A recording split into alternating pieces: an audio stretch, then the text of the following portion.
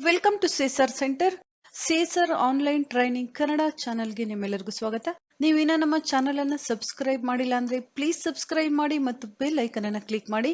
ನಮ್ಮ ಚಾನೆಲ್ ಅಲ್ಲಿ ಬರುವಂತಹ ಎಲ್ಲಾ ಹೊಸ ವಿಡಿಯೋಗಳನ್ನ ನೋಡೋದಕ್ಕೋಸ್ಕರ ನಮ್ಮ ಚಾನೆಲ್ ಅಲ್ಲಿ ಬರುವಂತಹ ವಿಡಿಯೋಗಳು ಇಷ್ಟ ಆದಲ್ಲಿ ಪ್ಲೀಸ್ ಲೈಕ್ ಮಾಡಿ ಮತ್ತು ಶೇರ್ ಮಾಡಿ.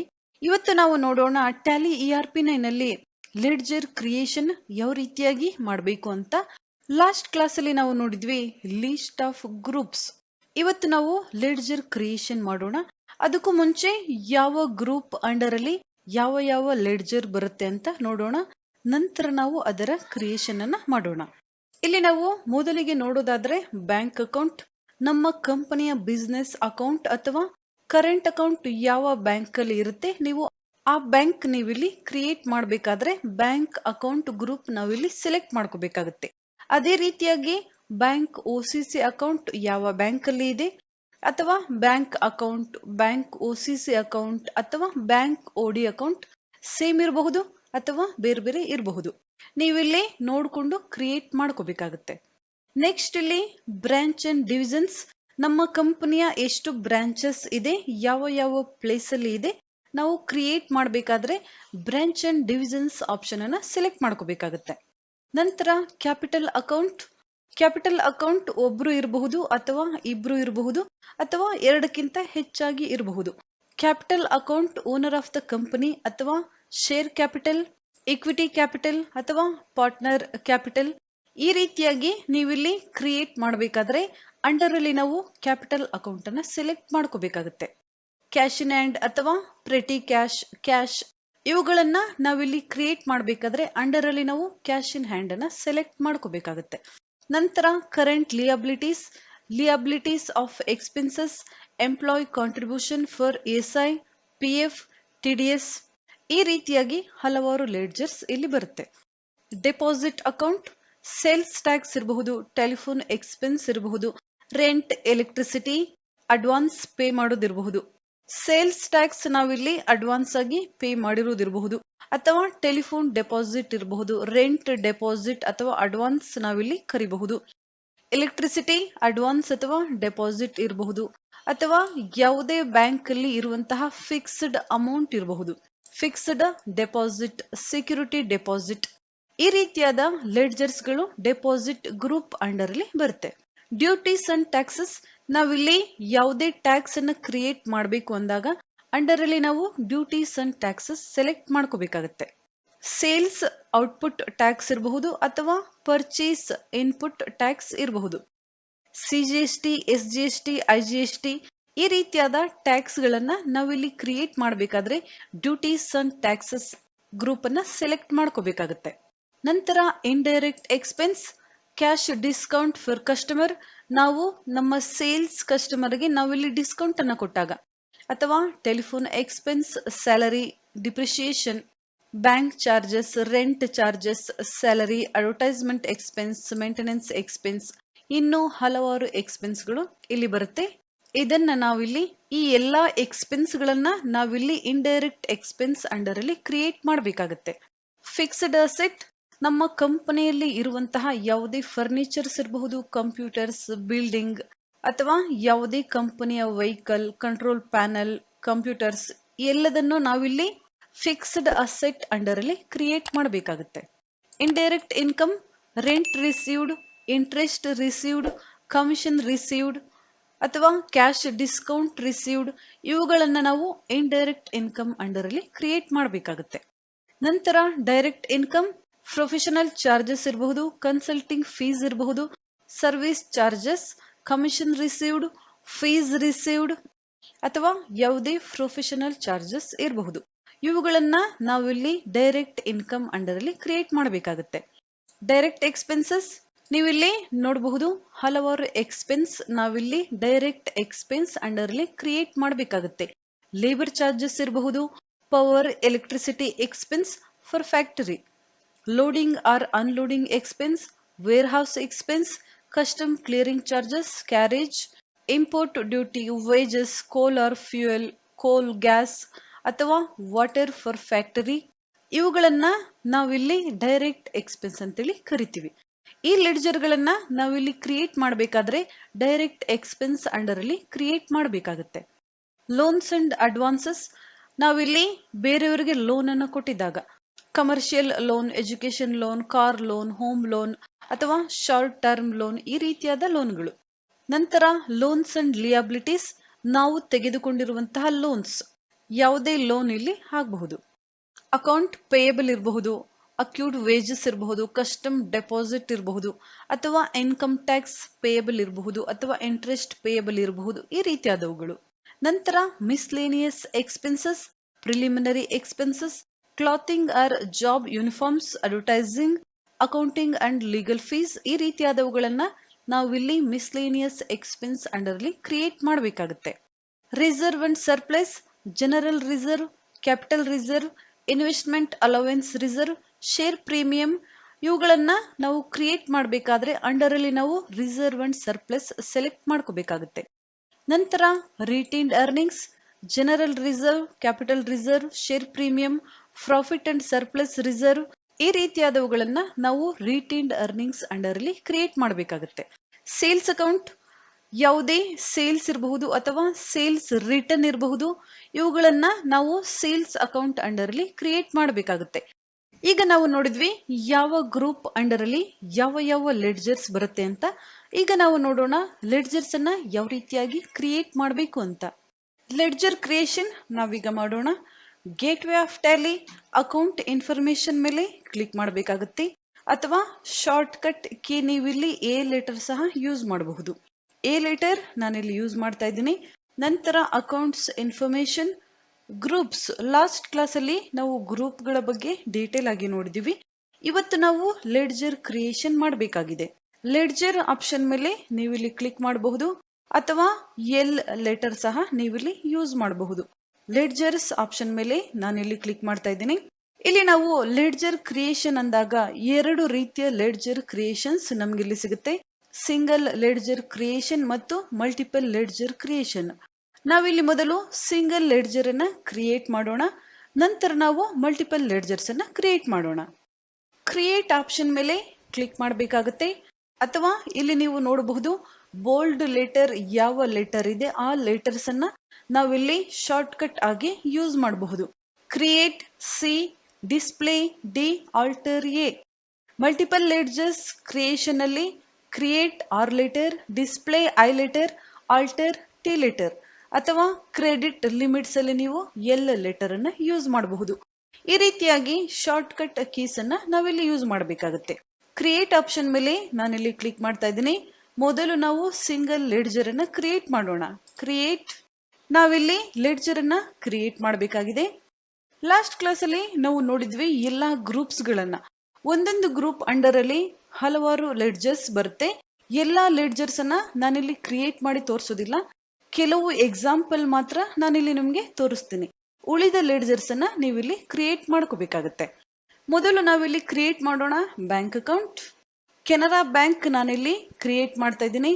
Enter, enter. ಅಂಡರ್ ಅಲ್ಲಿ ನಾವು ಬ್ಯಾಂಕ್ ಅಕೌಂಟ್ ಅನ್ನ ಸೆಲೆಕ್ಟ್ ಮಾಡ್ಕೋಬೇಕಾಗುತ್ತೆ. ಬ್ಯಾಂಕ್ ಅಕೌಂಟ್ ಅಥವಾ bank OCC account, bank OD account ನೀವಿಲ್ಲಿ ಸೆಲೆಕ್ಟ್ ಮಾಡ್ಕೋಬೇಕಾಗುತ್ತೆ. ಯಾವ ಅಕೌಂಟ್? ನಾನಿಲ್ಲಿ ಬ್ಯಾಂಕ್ ಅಕೌಂಟ್ ಅನ್ನ ಸೆಲೆಕ್ಟ್ ಮಾಡ್ಕೊಳ್ತಾ ಇದ್ದೀನಿ. ನಂತರ enter. Currency of ledger Indian rupees. Cost centres are applicable, no cost centres is not applicable. ನಂತರ ಬ್ಯಾಂಕ್ ಅಕೌಂಟ್ ಡೀಟೇಲ್ಸ್ ಅನ್ನ ನೀವಿಲ್ಲಿ ಟೈಪ್ ಮಾಡಬೇಕಾಗುತ್ತೆ. ಅಕೌಂಟ್ ಹೋಲ್ಡರ್ಸ್ ನೇಮ್, ಕಂಪನಿಯ ಹೆಸರಲ್ಲಿ ನಾವಿಲ್ಲಿ ಬ್ಯಾಂಕ್ ಅಕೌಂಟ್ ಅನ್ನ ಕ್ರಿಯೇಟ್ ಮಾಡಿಸಿರ್ತೀವಿ. ನಮ್ಮ ಕಂಪನಿಯ ನೇಮ್ ಏನಿರುತ್ತೆ ಅದೇ ನೇಮ್ ಅಲ್ಲಿ ಬ್ಯಾಂಕ್ ಅಕೌಂಟ್ ಇರುತ್ತೆ. ಅಕೌಂಟ್ ನಂಬರ್ ಅನ್ನ ನಾವಿಲ್ಲಿ ಎಂಟ್ರಿ ಮಾಡಬೇಕಾಗುತ್ತೆ. ನಂತರ IFSC ಕೋಡ್, ಬ್ಯಾಂಕ್ ನೇಮ್ ಇಲ್ಲಿ ಡಿಫಾಲ್ಟ್ ಆಗಿ ಬರುತ್ತೆ. ನಾವು ಅಕೌಂಟ್ ನಂಬರ್ ಮತ್ತು IFSC ಕೋಡ್ ಅನ್ನ ಎಂಟ್ರಿ ಮಾಡಿದ ನಂತರ ಬ್ರಾಂಚ್ ನೀವಿಲ್ಲಿ ಟೈಪ್ ಮಾಡಬೇಕಾಗುತ್ತೆ. ಸೆಟ್ ಚೆಕ್ ಬುಕ್ಸ್, ನಾವಿಲ್ಲಿ ಟ್ಯಾಲಿಯಲ್ಲಿ ಚೆಕ್ ಬುಕ್ ಸಹ ಪ್ರಿಂಟ್ ಮಾಡಿ ನಾವು ಕೊರಿಯರ್ ಮಾಡಬಹುದು. ಯಾವ ರೀತಿಯಾಗಿ ನಾವು ಟ್ಯಾಲಿಯಲ್ಲಿ ಚೆಕ್ ಅನ್ನ ಕ್ರಿಯೇಟ್ ಮಾಡಬೇಕು ಅಂತ ಮುಂದಿನ ದಿನಗಳಲ್ಲಿ ನಾನು ಹೇಳ್ತಾ ಹೋಗ್ತೀನಿ. ಈಗ ನಾನು ಈ ಎರಡು ಆಪ್ಷನ್ಗಳಿಗೆ ನೋ ಕೊಡ್ತಾ ಇದ್ದೀನಿ. Set cheque printing configuration, no ನಾನಿಲ್ಲಿ ಕೊಡ್ತಾ ಇದ್ದೀನಿ. ಬ್ಯಾಂಕ್ ಅಡ್ರೆಸ್ ಅನ್ನ ನಾವಿಲ್ಲಿ ಬರಿಬೇಕಾಗುತ್ತೆ. ನಂತರ ನಮ್ಮ ಸ್ಟೇಟ್ ಮತ್ತು ನಮ್ಮ ಕಂಟ್ರಿಯನ್ನ ನಾವಿಲ್ಲಿ ಕರೆಕ್ಟ್ ಆಗಿ ಸೆಲೆಕ್ಟ್ ಮಾಡ್ಕೋಬೇಕಾಗುತ್ತೆ.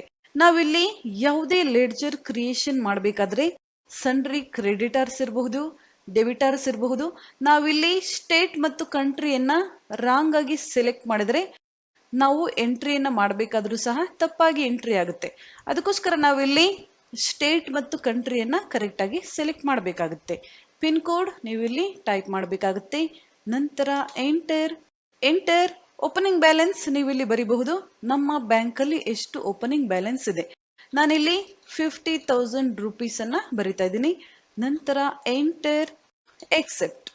ಇದೇ ರೀತಿಯಾಗಿ ನೀವು ಬ್ಯಾಂಕ್ ಓಡಿ ಅಕೌಂಟ್ ಅಥವಾ bank OCC account, bank loan account ಇದ್ದಾಗ ಯಾವ ಬ್ಯಾಂಕ್ ನೀವು ಇಲ್ಲಿ ಕ್ರಿಯೇಟ್ ಮಾಡ್ಕೋಬೇಕಾಗುತ್ತೆ. ನಂತರ ನಾವಿಲ್ಲಿ ಕ್ರಿಯೇಟ್ ಮಾಡೋಣ ಕ್ಯಾಪಿಟಲ್ ಅಕೌಂಟ್. CSR ಸೆಂಟರ್ ನಾನಿಲ್ಲಿ ಟೈಪ್ ಮಾಡ್ತಾ ಇದ್ದೀನಿ. ನೀವಿಲ್ಲಿ ಓನರ್ ಆಫ್ ದ ಕಂಪನಿ ಯಾರಿರ್ತಾರೆ, ಪ್ರೊಪ್ರೈಟರ್, ಪಾರ್ಟ್ನರ್, ಅವರ ನೇಮ್ ಅನ್ನ ನೀವಿಲ್ಲಿ ಟೈಪ್ ಮಾಡಬೇಕಾಗುತ್ತೆ. ಲಾಸ್ಟ್ ಕ್ಲಾಸ್ ಅಲ್ಲಿ ನಾನು ಎಕ್ಸಾಂಪಲ್ ಅನ್ನ ತೋರಿಸ್ಬೇಕಾದ್ರೆ ನಿಮ್ಗೆ ತೋರಿಸಿದ್ದೀನಿ ಯಾವ ರೀತಿಯಾಗಿ ನಾವಿಲ್ಲಿ ಕ್ಯಾಪಿಟಲ್ ಅಕೌಂಟ್ ಅನ್ನ ಕ್ರಿಯೇಟ್ ಮಾಡಬೇಕು ಅಂತ. ನಂತರ ಎಂಟರ್ ಅಂಡರ್ ಅಲ್ಲಿ ನಾವು ಕ್ಯಾಪಿಟಲ್ ಅಕೌಂಟ್ ಸೆಲೆಕ್ಟ್ ಮಾಡ್ಕೋಬೇಕಾಗುತ್ತೆ.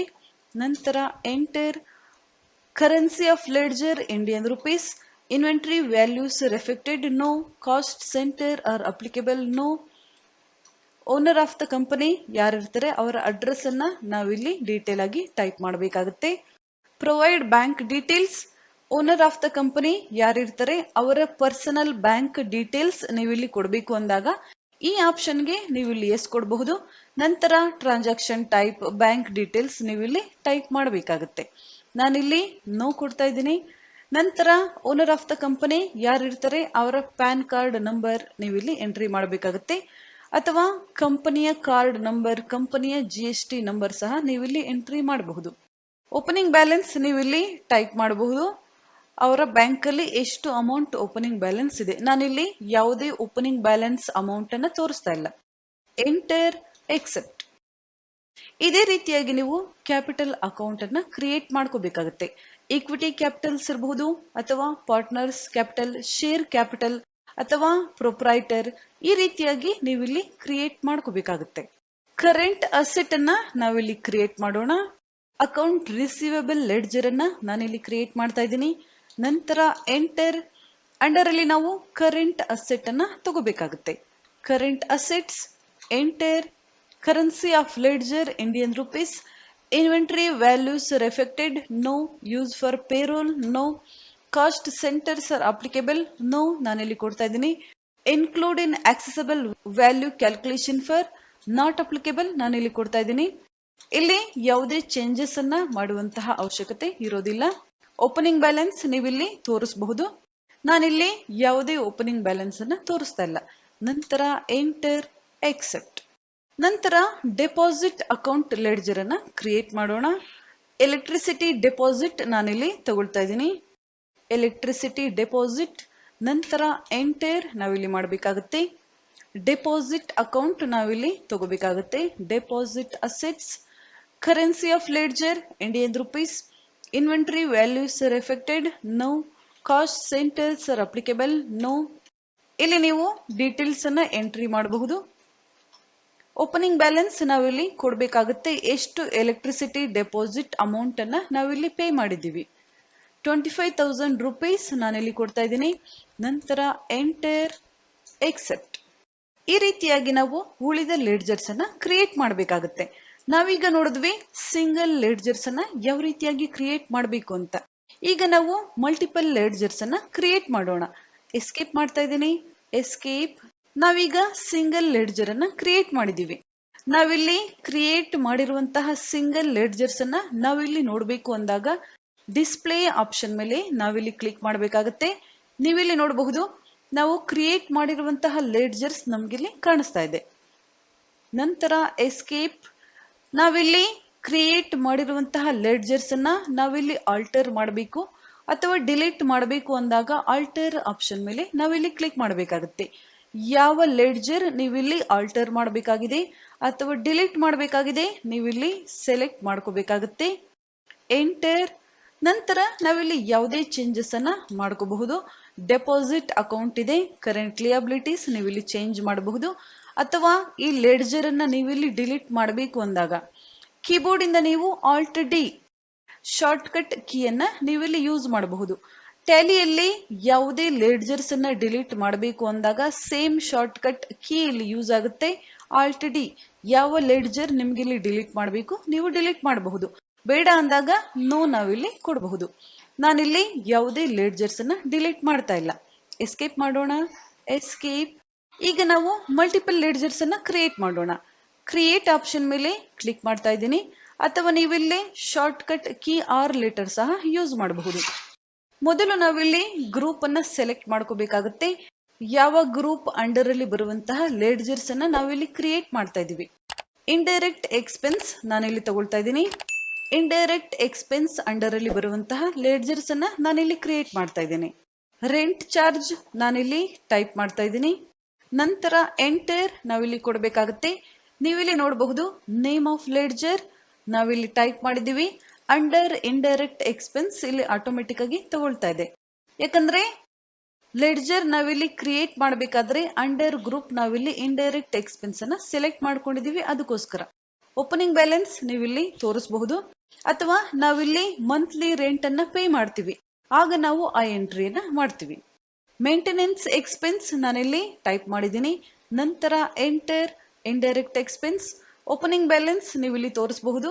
ಅಥವಾ ನಾವಿಲ್ಲಿ ಮಂತ್ಲಿ ಮೇಂಟೆನೆನ್ಸ್ ಎಕ್ಸ್ಪೆನ್ಸ್ ಪೇಮೆಂಟ್ ಅನ್ನ ಕೊಟ್ಟಾಗ ಪೇಮೆಂಟ್ ಅಲ್ಲಿ ಆ ಎಂಟ್ರಿ ಬರುತ್ತೆ. Enter telephone charges.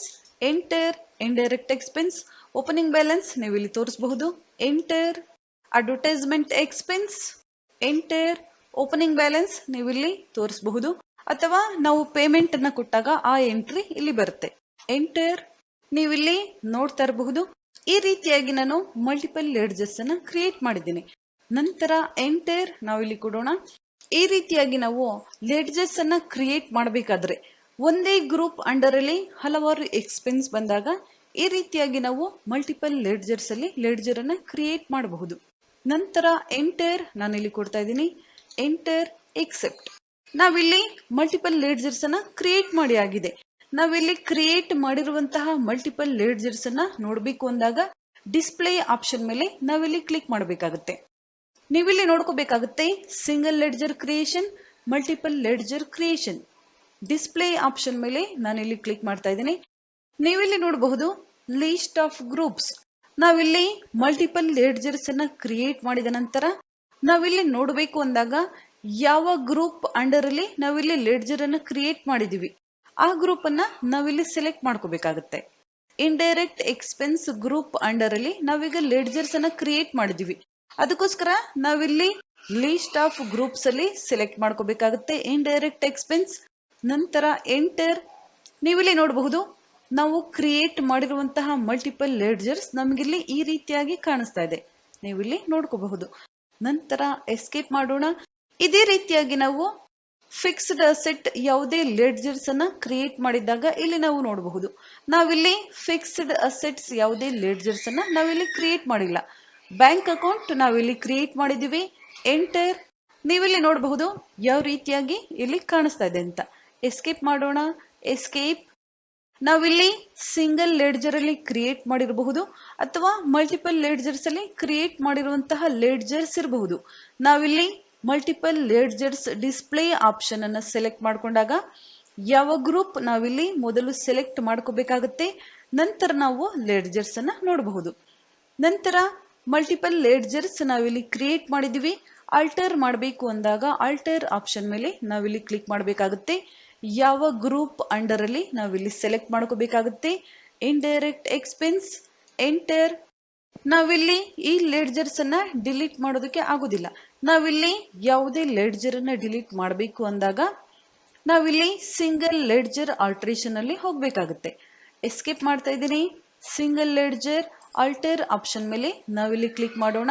Multiple ledgers ಅಲ್ಲಿ ಕ್ರಿಯೇಟ್ ಮಾಡಿರುವಂತಹ ಎಲ್ಲಾ ಲೆಡ್ಜರ್ಸ್ ಇಲ್ಲಿ ಕಾಣಿಸ್ತಾ ಇದೆ, ನೀವಿಲ್ಲಿ ನೋಡಬಹುದು. ಅಡ್ವರ್ಟೈಸ್ಮೆಂಟ್ ಎಕ್ಸ್ಪೆನ್ಸ್ ನಾನಿಲ್ಲಿ ಸೆಲೆಕ್ಟ್ ಮಾಡ್ತಾ ಇದ್ದೀನಿ.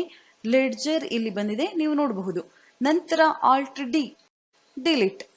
ಈ ರೀತಿಯಾಗಿ ನಾವು ಮಲ್ಟಿಪಲ್ ಲೆಡ್ಜರ್ಸ್ ಅಲ್ಲಿ ಕ್ರಿಯೇಟ್ ಮಾಡಿರುವಂತಹ ಯಾವುದೇ ಲೆಡ್ಜರ್ ಅನ್ನ ನಾವಿಲ್ಲಿ ಡಿಲೀಟ್ ಮಾಡಬೇಕು ಅಂದಾಗ ಸಿಂಗಲ್ ಲೆಡ್ಜರ್ ಆಲ್ಟ್ರೇಷನ್ ಆಪ್ಷನ್ ನಾವಿಲ್ಲಿ ಯೂಸ್ ಮಾಡಬೇಕಾಗುತ್ತೆ. ಸಿಂಗಲ್ ಲೆಡ್ಜರ್ ಕ್ರಿಯೇಷನ್ ಮಾಡಿರುವಂತಹ ಲೆಡ್ಜರ್ಸ್ ನಾವಿಲ್ಲಿ ಡಿಲೀಟ್ ಮಾಡಬೇಕು ಅಂದಾಗ್ಲೂ ಸಿಂಗಲ್ ಲೆಡ್ಜರ್ ಆಲ್ಟ್ರೇಷನ್ ಆಪ್ಷನ್ ಅನ್ನ ನಾವಿಲ್ಲಿ ಯೂಸ್ ಮಾಡಬೇಕಾಗುತ್ತೆ. ನಾನಿಲ್ಲಿ ಯಾವುದೇ ಲೆಡ್ಜರ್ಸ್ ಅನ್ನ ಡಿಲೀಟ್ ಮಾಡ್ತಾ ಇಲ್ಲ. ಎಸ್ಕೇಪ್ ಮಾಡೋಣ. ಎಸ್ಕೇಪ್. ಈ ರೀತಿಯಾಗಿ ನಾವು ಟ್ಯಾಲಿಯಲ್ಲಿ ಸಿಂಗಲ್ ಲೆಡ್ಜರ್ ಮತ್ತು ಮಲ್ಟಿಪಲ್ ಲೆಡ್ಜರ್ಸ್ ಅನ್ನ ಕ್ರಿಯೇಟ್ ಮಾಡಬೇಕಾಗುತ್ತೆ.